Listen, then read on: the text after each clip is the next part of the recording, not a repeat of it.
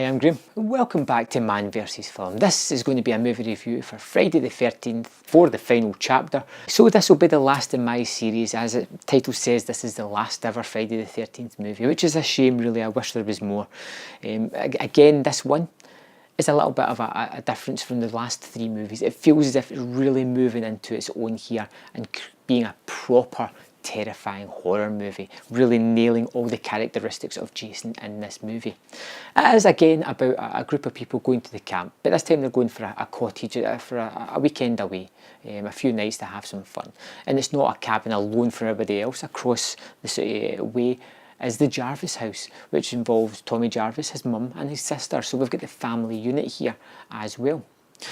The movie starts off with the direct end of part 3, with Jason being taken away to the morgue, and suddenly his body reanimates and he kills a nurse and an attendant and escapes and goes back to his hunting ground. It's a nice continuation from the third part, and it's eager to see Jason get back into this. I like the fact it's got the family unit of the Jarvis as well, and even the kids. Some of them are quite indistinct, but some of them are really separate. You get ones who you just don't like. You get Crispin Glover's character, who is actually, I kind of like him, you know. It's one of these ones I was drawn to. You get Teddy, who's just a douche. You just can't be bothered with him whatsoever. And then we've got the twins and a couple of other girls who are just pretty much cannon fodder at this stage. But this movie feels as if it's got weight to it. It looks particularly nice. There's a lot of fake outs where you think Jason's going to pop out and it turns out to be a fake scare, but it's really well done. The movie looks particularly good as well. There's the scenes at night as one of the girls goes swimming. There's lots of fog about, that kind of movie fog, but it fits the aesthetic of the movie. It's severe rain at certain points as well, and the fact that this is spaced over one day and night is a really nice touch. You get the feeling of time passing, whereas in other movies you were never quite sure if it was one night or not, but I do feel it in this one. The character of Tommy Jarvis is fantastic. He's a horror movie fan. He creates monsters. He is just a typical kid, and it's a nice addition to this movie because you're like, it adds a kid to it, and you're like, who's going to be the last person alive? Is the kid going to get done in by Jason? Is there going to be a final girl? It plays with these conventions, ultimately getting an ending to a story that is pretty decent. You have the lore of Jason brought into this one. You get a back history of him. You get this hunter that is there who says he's there to hunt bears, but we know he's there to hunt Jason.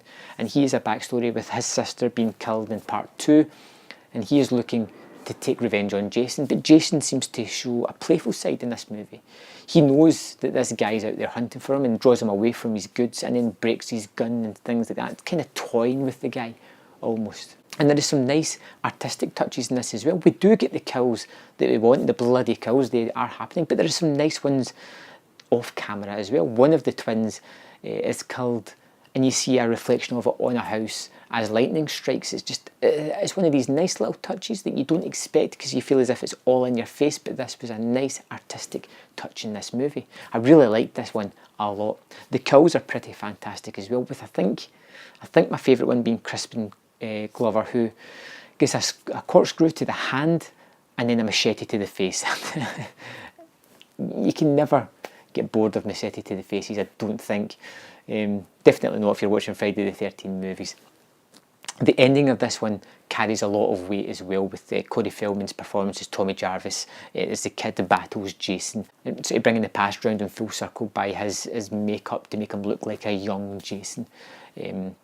This is probably one of the most rewarding Friday the 13th movies. It's the one that I really liked. I found pretty terrifying. I was worried about some of the characters because you've got Tommy and his sister and his mum, and you don't want any of them to really die. It is bloody. It's kind of fun as well, but it takes itself a little bit more seriously than some of the other Friday the 13th, and I really feel that it's coming into its own now, just as it hits this last movie in the series. Yeah, Friday the 13th, the final chapter, is a pretty fantastic entry to this series. The fact that it's number 4 and it's one of the best is, you know, it says for itself. It should be diminishing returns, but this one is a standout in the series. For me so far, it's been my favourite, and it's one that I'll probably go back to and watch again before October's over. In fact, I gave it 5 out of 5. I'm curious to see where the series goes again. I can't really remember, but this one, pretty damn terrific. Have you seen Friday the 13th Part 4, the final chapter? Let me know in the comment box what you thought of this one. Is this your favourite of the series so far? Is there something else that I'm going to find that's pretty good later on? Let me know in the comment box below, and I'll see you next time on Man vs Film.